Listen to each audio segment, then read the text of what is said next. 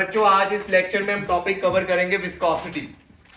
देखो विस्कोसिटी क्या होती है, जैसे आपने सॉलिड्स में पढ़ा फ्रिक्शन फोर्स, कि जब एक बॉडी दूसरी बॉडी के ऊपर मूव करने की कोशिश करती है, मतलब दोनों के बीच में रिलेटिव मोशन आता है, तो क्या होता है कि ये मोशन को अपोज करने के लिए क्या लगती है, फ्रिक्शनल फोर्स लगती है। वैसे ही बच्चों लिक्विड में जो फ्रिक्शनल फोर्स लगती है उसको बोलते हैं विस्कोसिटी। लिक्विड में जब एक लेयर दूसरी लेयर के ऊपर मूव करती है तो उनके बीच में रिलेटिव मोशन नहीं आया, उस मोशन के ऑपोजिट क्या लगेगी, फ्रिक्शनल फोर्स। लिक्विड में उसको क्या बोल देते हो आप, विस्कस फोर्स, और इस फिनोमिना को क्या बोलते हो, विस्कोसिटी।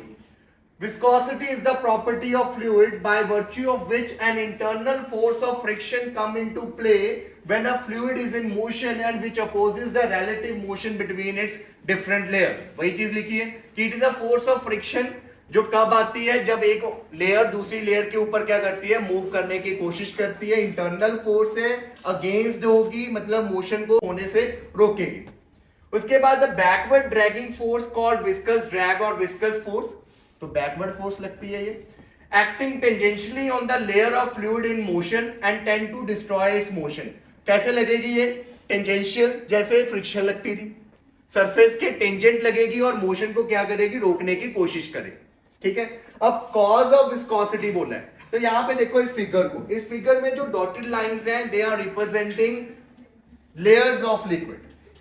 ठीक है, तो यहां पे क्या होएगा, देखो ये जो लास्ट में बीकर है, सपोज ये बीकर है या मान लो ग्राउंड है, ग्राउंड पे लिक्विड क्या कर रहा है, फ्लो कर रहा है, तो ग्राउंड के लास्ट की जो लेयर होगी ना बच्चों, वो ऑलमोस्ट रेस्ट पे होती है। क्यों रेस्ट पे होती है, ग्राउंड के साथ फ्रिक्शन के कारण उसकी वेलोसिटी ऑलमोस्ट क्या मान लेते हो, जीरो। तो नीचे वाली लेयर क्या है, रुकी हुई है, उसके ऊपर दूसरी लेयर मूव करने लगी है, तो अगर ये रुकी है तो वो उसको भी रोकना चाहती है, जिसके कंपैरिजन उसकी वेलोसिटी क्या हो जाएगी, कम हो जाएगी। वो रुकेगी नहीं पर उसकी वेलोसिटी क्या हो जाएगी, कम हो जाएगी।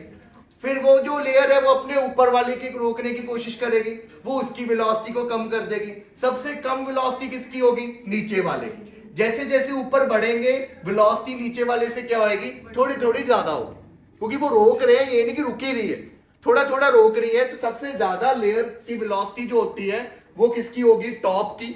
और अगर बच्चों आपकी जो लिक्विड है वो दोनों तरफ से ही ऐसे बंद है, मतलब पाइप में फ्लो कर रहा है, तो ऊपर वाली भी रुकी होगी क्योंकि वो भी पाइप के टच में होगी, नीचे वाली भी रुकी होगी क्योंकि वो भी पाइप के टच में है। तो उस केस में सबसे ज्यादा वेलोसिटी किसकी होगी, सेंटर वाली। क्लियर हुआ, तो ये था हमारा विस्कोसिटी, जिसमें बस क्या है कि एक लेयर दूसरी लेयर के रिलेटिव मोशन को अपोज करने के लिए पीछे की तरफ क्या लगा देती है, विस्कस फोर्स लगा। तो यही यहाँ पे मैंने सब कुछ लिखा। ठीक है, तो ये आप लोग यहां से पढ़ लेना और ध्यान रखना, जैसे जैसे आप लिक्विड के फ्लो में ऊपर ऊपर जाते जाते हो फ्री सरफेस की तरफ, वैसे वैसे वेलोसिटी क्या होती है, बढ़नी शुरू हो जाती है। तो लिक्विड के फ्लो में ऊपर जाते जाते वेलोसिटी में क्या आता है, चेंज आता है। समझ गए ये बात, क्लियर ये चीज। चलिए नोट इट डाउन। नेक्स्ट है बच्चों example of viscosity. Daily life में कुछ आपने एग्जांपल्स देखी होंगी विस्कोसिटी की। जैसे कहते हैं, if we stir a liquid contained in a beaker with glass rod, it start rotating in coaxial cylindrical layer as shown in figure। तो आपको पता है जब आप किसी चीज को ऐसे स्टर करते हो तो ऐसे सिलेंड्रिकल लेयरिंग बननी शुरू हो जाती है, ऐसे ऐसे गोल गोल। ठीक है, तो कहते हैं when we stop stirring, the speed of different layer gradually decreases and finally water comes to rest, showing that internal friction comes into play which destroy the relative motion between different layers। तो क्या होता है, जब आप इसको घुमाना बंद कर देते हो तो धीरे धीरे वो फ्लो क्या हो जाता है, बंद हो जाता है। इसका मतलब कोई फ्रिक्शनल फोर्स तो होगी जिसके कारण वो फ्लो क्या हुआ, बंद होना शुरू हुआ। सबसे पहले कौन सा फ्लो बंद होता है, मतलब कौन सी लेयर रुकती है, साइड वाली या सेंटर वाली, साइड वाली। सेंटर वाली घूमती रहती है, धीरे धीरे धीरे धीरे करके सेंटर वाली खत्म होती है, क्योंकि मैंने बोला है कि जो टच में होती है लेयरिंग उनकी वेलोसिटी कम होती है, जो फ्री होती है उनकी वेलोसिटी क्या होती है, ज्यादा। तो इसलिए उनको रोकने के टाइम जो लगेगा वो ज्यादा। क्लियर। उसके बाद लिखा है when we swim in a pool of water we experience some resistance to our motion, this is on account of viscous force of water। जब आप स्विमिंग करते हो तो आप जब आगे की तरफ जाते हो तो आपको एक फ्रिक्शनल फोर्स लग रही है ना, पीछे की तरफ लिक्विड लगा ही रहा है पीछे की तरफ, तो वो कौन सी फोर्स है, विस्कस। नॉर्मली मूव करना इजी है, अगर मैं बोलूं वाटर में मूव करो तो इजी है, नहीं है, क्योंकि वहां फ्रिक्शन लग रही है, तो वहां विस्कस फोर्स लग रही है, हमें आगे नहीं जाने देगा पानी। ठीक है, पानी में कितना फोर्स लगाता है हम आगे जाने के लिए। ठीक है, उसके बाद if we pour water and honey in separate funnels, water come out readily from the hole in the funnel while honey trickle down drop by drop very slowly. तो हनी और वाटर में देखें तो कौन जल्दी फ्लो कर जाता है? वाटर। हनी जो है वो स्लोली फ्लो करता है। क्यों? क्योंकि हनी ज्यादा विस्कस, गाढ़ी ज्यादा है, गाढ़ापन बोलते हैं ना हम, विस्कस बेसिकली क्या होता है? गाढ़ापन। तो वो फ्लो जो करती है उसकी एक लेयर के ऊपर दूसरी लेयर को फ्लो करने में बहुत ज्यादा क्या लगता है? टाइम लगता है। क्लियर ये चीज? नोट करिए। चलिए बच्चों, next topic is coefficient of viscosity. अब देखो, कोई लिक्विड ज्यादा विस्कस होता है, किसी में विस्कस फोर्स ज्यादा लगेगी, किसी में विस्कस फोर्स क्या लगेगी? कम। तो कौन सा पैरामीटर है जो डिफाइन करेगा कि इस लिक्विड की विस्कोसिटी ज्यादा है, इस लिक्विड की विस्कोसिटी कम? वो होता है कोएफिशिएंट ऑफ विस्कोसिटी। जिस मटेरियल का कोएफिशिएंट ऑफ विस्कोसिटी ज्यादा होता है वो क्या होएगा? ज्यादा विस्कस। तो यहां पे देखिए, कहते हैं कि ये हमारे पास एक लिक्विड फ्लो कर रहा है, उस लिक्विड की मैंने दो लेयर्स ली है। ये फिक्स सरफेस है नीचे वाली, इसमें बहुत सारी लेयर्स होंगी, हमने दो लेयर्स ले ली। एक लेयर पी ली है और एक लेयर क्या ली है? क्यू।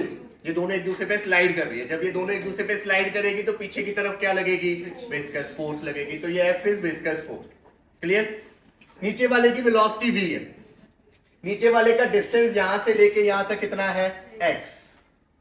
ये थोड़ा सा डिस्टेंस और ऐड करके ऊपर क्या आ गई? Second layer. तो बच्चे, नीचे वाले की अगर वेलोसिटी v है तो ऊपर वाले की वेलोसिटी नीचे वाले से ज्यादा होगी या कम? ज्यादा। जैसे जैसे आप ऊपर जाते हो वेलोसिटी बढ़ती है तो ज्यादा होगी, थोड़ी सी ज्यादा होगी क्योंकि डिस्टेंस में भी थोड़ा सा ही चेंज था। तो इसलिए जो इसकी वेलोसिटी है that is v plus dv, थोड़ा सा इंक्रीज है। क्लियर ये चीज? अब कहते हैं कि अकॉर्डिंग टू न्यूटन, यहां भी न्यूटन ही था, न्यूटन ने बोला जो विस्कोसिटी वाली फोर्स है, विस्कस फोर्स, वो टेंजेंटली तो लगती है, वो क्या होती है? वो प्रोपोर्शनल होती है area of the layers in contact, कि कितना एरिया ऊपर वाली लेयर का नीचे वाली लेयर के साथ क्या है? कांटेक्ट में, इसके डायरेक्टली प्रोपोर्शनल है। जितना ज्यादा एरिया होगा कांटेक्ट में उतनी ये विस्कस फोर्स ज्यादा लगेगी। सेकंड कहता है proportional to velocity gradient between two layers. Now what is velocity gradient? Velocity gradient is change in velocity with distance. Gradient word आता ही तब है, जैसे रेट ऑफ चेंज होता है, किसी चीज का चेंज देखना टाइम के साथ। ग्रेडियंट का मतलब होगा चेंज देखना है किसके साथ? डिस्टेंस के साथ। तो यहां पे देखो, यहां से लेके P से लेके Q तक कितना डिस्टेंस चेंज हुआ? dx। और P से Q तक जाते वक्त वेलोसिटी में कितना चेंज आया? dv। तो velocity gradient is what? dv by dx। ठीक है, तो ये आ गया वेलोसिटी ग्रेडियंट। अब दोनों पॉइंट्स को कंबाइन किया इसने, a dv बाय dx, यहां पे इक्वल टू आया, साथ में एक कोएफिशिएंट आ गया, प्रोपोर्शनैलिटी कांस्टेंट ईटा। इसको बोलते हैं हम व्हाट? Coefficient of viscosity. यहां पे आपने एक नेगेटिव साइन देखा होगा, नेगेटिव साइन यहां पे ये बता रहा है कि भी जो विस्कस फोर्स है वो हमेशा मोशन के क्या होगी? ऑपोजिट लग रही। क्लियर ये चीज? हमेशा मोशन के ऑपोजिट लग रही। अब अगर आपने इसको डिफाइन करना है कोएफिशिएंट ऑफ विस्कोसिटी को, तो कैसे करोगे? सब कुछ 1 कर दो, a को 1 कर दो, 1 metre square, dv by dx कितना कर दो? 1 देखो यहां से यूनिट देखना है, इसके ऊपर वेलोसिटी है मीटर पर सेकंड, नीचे डिस्टेंस है मीटर, कट गया तो कितना यूनिट? Second inverse. तो इसको कितना कर दो? 1 सेकंड इनवर्स। तो आपका जो ईटा है वो किसके इक्वल आ जाएगा? फोर्स के मैग्नीट्यूड में, माइनस की लेने की जरूरत नहीं है। तो यही लिखा है यहाँ पे, coefficient of liquid viscosity of liquid में बी डिफाइंड एज, किसके इक्वल है? F tangential force required to maintain unit velocity gradient. कितना वेलोसिटी ग्रेडियंट मेंटेन किया आपने? 1, मतलब unit velocity gradient between the two parallel layers, दो लेयर्स के बीच में जिनका कितना एरिया है? यूनिट एरिया, क्योंकि हमने एरिया भी कितना कर दिया? 1। तो अगर आपसे कोई बोले डिफाइन कोएफिशिएंट ऑफ विस्कोसिटी, तो इस तरह डिफाइन करना। और ये पेपर में बहुत बार आता है, 3 मार्क्स में अगर आया ना डिफाइन कोएफिशिएंट ऑफ विस्कोसिटी, तो सिर्फ डेफिनेशन नहीं लिखनी, ये पूरा आर्टिकल ऐसे लिखना। क्लियर?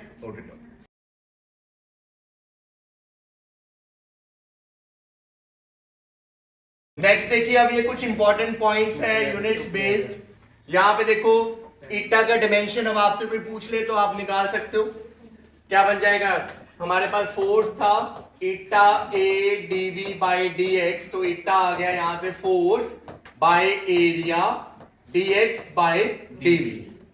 फोर्स का आपको पता है डिमेंशन क्या होता है, m1 l1 t minus two, area का l2, x का l, वेलोसिटी का lt माइनस वन। सॉल्व करोगे आंसर आएगा m1 l1 t minus l minus one t minus one. Clear ये चीज। यूनिट्स अगर देखने हो यहां से तो यूनिट्स क्या बन जाएंगे, देखो ईटा के, फोर्स का न्यूटन, एरिया का मीटर स्क्वायर, ऊपर मीटर, नीचे वेलोसिटी का मीटर पर सेकंड। तो एक मीटर से मीटर कैंसिल, पर सेकंड कहां चला जाएगा, ऊपर। तो ये क्या बन गया, न्यूटन पर मीटर स्क्वायर और साथ में सेकंड। न्यूटन पर मीटर स्क्वायर क्या होता है, प्रेशर नहीं होता, फोर्स अपॉन एरिया। तो न्यूटन पर मीटर स्क्वायर को पास्कल भी लिख सकते हैं, साथ में क्या आ गया, सेकंड। तो ईटा के यूनिट्स इज पास्कल सेकंड। ठीक है, पास्कल इज व्हाट, न्यूटन पर मीटर स्क्वायर, साथ में क्या आएगा, एक सेकंड। क्लियर। उसके बाद देखिए नेक्स्ट यूनिट्स। अब सीजीएस में जो यूनिट होता है वो पॉइज होता है ईटा का। मतलब अगर आप dyne second centimetre minus two ले रहे हो, फोर्स को डाइन में ले लिया, जो मीटर स्क्वायर था उसको सेंटीमीटर में लिया है, तो आपका जो सीजीएस यूनिट है विस्कोसिटी का वो पॉइज है। और अगर ऐसे ही बढ़ोगे आप एसआई में, तो एसआई में यूनिट होता है डेकापॉइज या पॉइजियल। तो डेकापॉइज या पॉइजियल याद रखना है ये चीज। एसआई में ही काम करना है आप लोगों ने। ठीक है, तो ये एक पॉइजियल या एक डेकापॉइज में कितने पॉइज होते हैं ये भी पूछा जाता है। तो यहां पे देखो नीचे, रिलेशन बिटवीन पॉइजियल एंड पॉइज। तो वन पॉइजियल में कितने पॉइज होते हैं, 10 पॉइज होते हैं।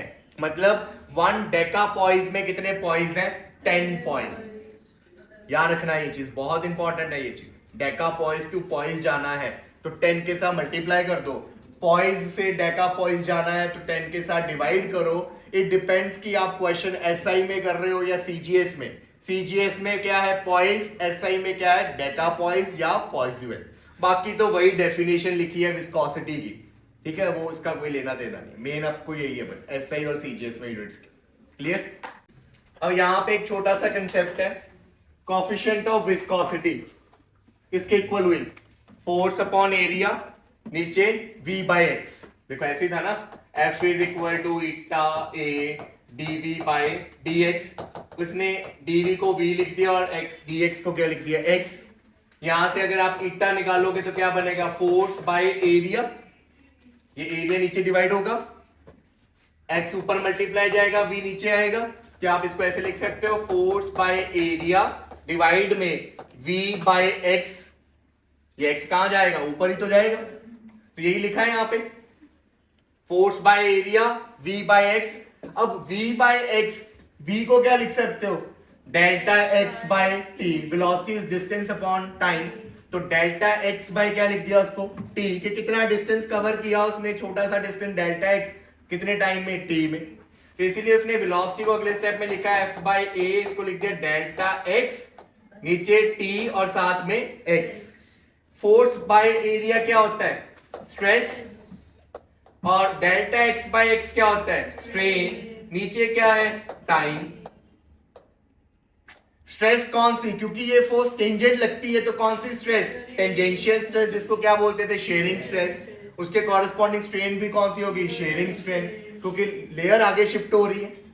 और क्योंकि टाइम के साथ डिवाइड कर रहे हो स्ट्रेन को, तो इसने शेयर स्ट्रेन बाय टाइम को लिख दिया स्ट्रेन रेट। स्ट्रेन रेट मतलब आप स्ट्रेन देख रहे हो विद टाइम। तो ये एक छोटा सा लिंक है स्ट्रेस स्ट्रेन का, किसके साथ, कोएफिशिएंट ऑफ विस्कोसिटी के साथ। क्लियर ये चीज। यंग मॉडुलस तो आपको पता ही क्या होता है, shearing stress by shearing strain. Eta क्या हो गया, shearing stress by strain rate. इतना डिफरेंस है दोनों में, यहाँ रेट आता है, यहाँ सिर्फ क्या है, स्ट्रेन है, मतलब एक टी एक्स्ट्रा आता है। क्लियर। तो इनका अगर कोई न्यूमेरिकल लिंक बेस्ड आता है तो आपके माइंड में ये होना चाहिए कॉम्पिटिटिव के। Look at this numerical. A square metal plate of 10 centimeter side moves parallel to another plate with velocity 10 centimeter per second. Both plate immersed in water. कहते हैं कि एक स्क्वायर मेटल प्लेट है जिसकी साइड कितनी है, 10 centimetre, move कर रही है पैरेलल टू अनदर प्लेट, कितनी वेलोसिटी के साथ, 10 सेंटीमीटर पर सेकेंड। दोनों ही प्लेट वाटर में इमर्स्ड है। अगर कहते हैं विस्कस फोर्स कितनी है 200 डाइन और विस्कोसिटी वाटर की कितनी है 0.01 पॉइस, तो कहते बताइए उन दोनों के बीच का डिस्टेंस कितना हो। ये नहीं ना कि एक दूसरे के बिल्कुल नीचे, क्या पता बीच में पानी हो।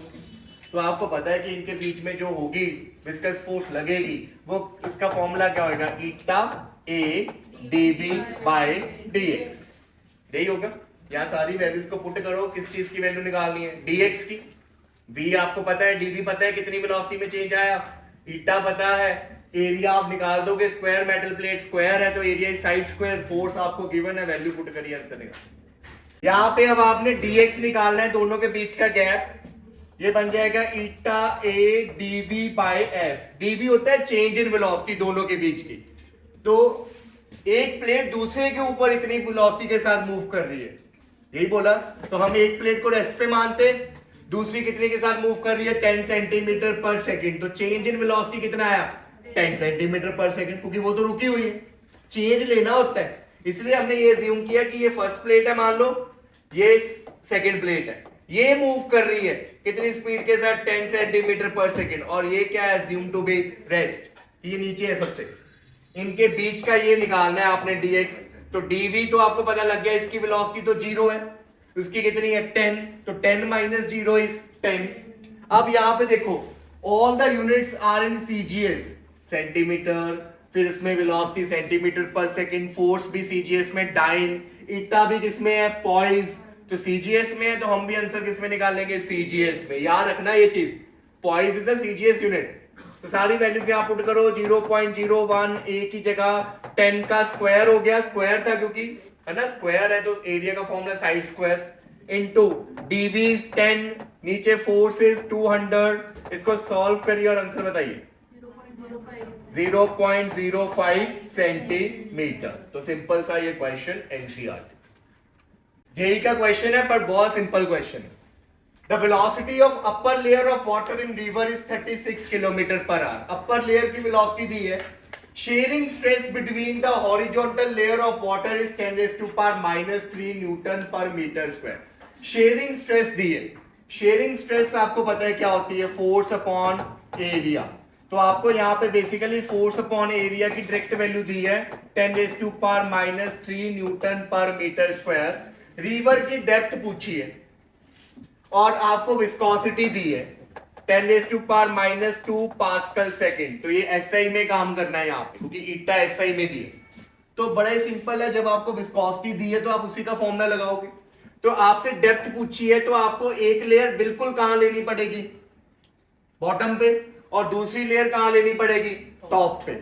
सो डैट इनके बीच का जो डिस्टेंस होगा वो कितना होगा x। जो आप dx लेते थे, यहां पे जो dx होगा वो किसके इक्वल हो जाएगा, डेप्थ के। यहां जो बिल्कुल बॉटम पे लेयर होती है उसकी वेलोसिटी कितनी होती है 0, क्योंकि वो तो रुकी होती है।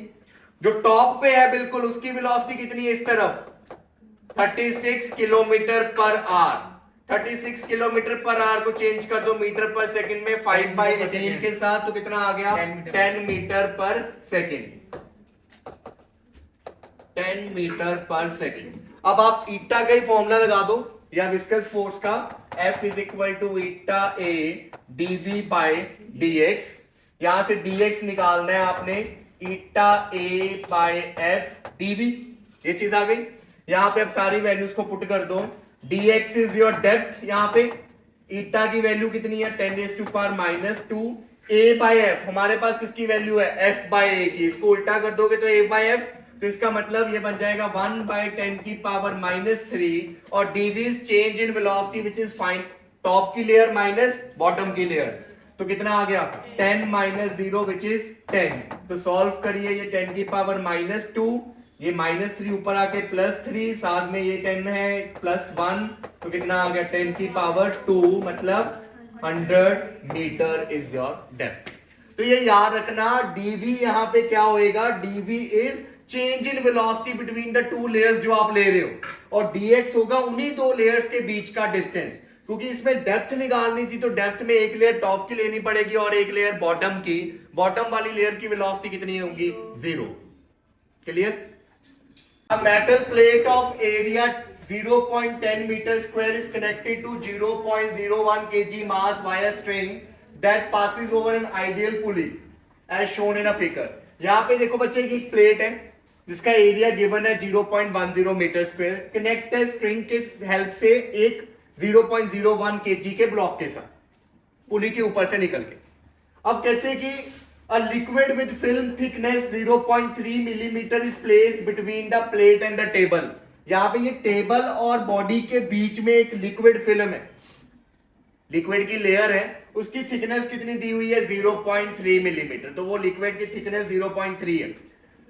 उसने बोला व्हेन रिलीज द प्लेट, जैसे ही आपने रिलीज किया इस पूरे सिस्टम को, तो क्या हुआ कि जो पूरा सिस्टम, जो हमारी प्लेट थी, वो मूव करनी शुरू हुई राइट की तरफ, कितनी वेलोसिटी के साथ 0.085 कांस्टेंट स्पीड के साथ जा रही है।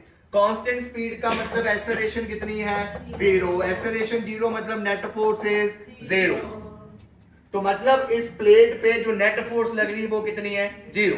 समझ लग गई ये चीज? कहते हैं कोएफिशिएंट ऑफ विस्कोसिटी निकालना। तो अब आपको पता है नेट फोर्स इस पे क्या लगेगी, फ्री बॉडी डायग्राम्स आपने पढ़े हैं, है ना।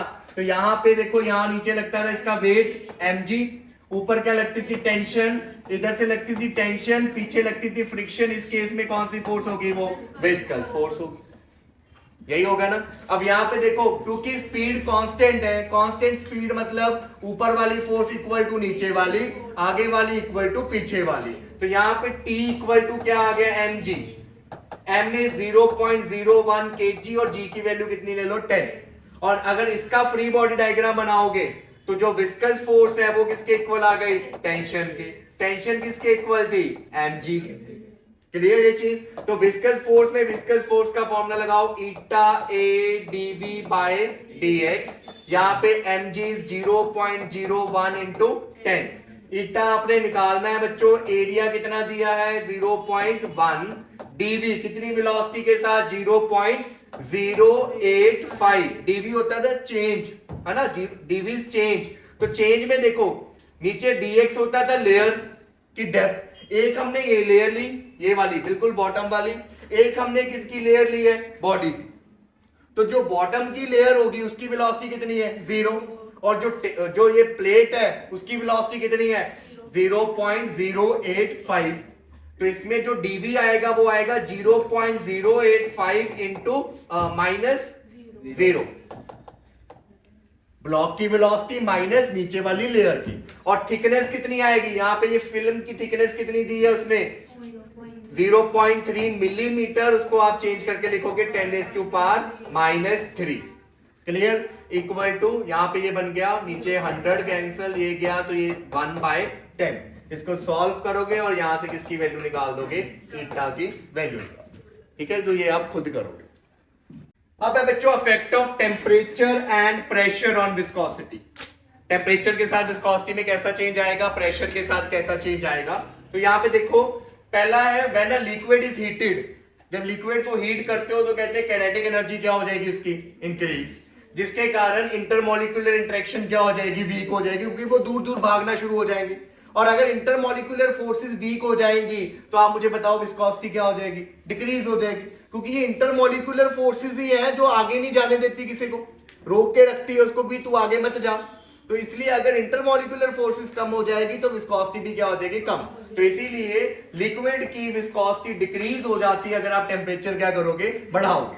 तो इंपेरिकल फॉर्मूला, मतलब एक इंपेरिकल फॉर्मूला डिराइव किया था जो इस तरह वेरी करता है कि किसी टेम्परेचर T पे जो आपकी विस्कोसिटी का कोएफिशिएंट होगा वो क्या होता है, टेम्परेचर के इनवर्सली। तो ये फॉर्मूला याद करने की जरूरत नहीं, सीधा ये याद रखो कि ये क्या है, इनवर्सली प्रोपोर्शनल है टेम्परेचर। हाईएस्ट पावर कितनी है, T²।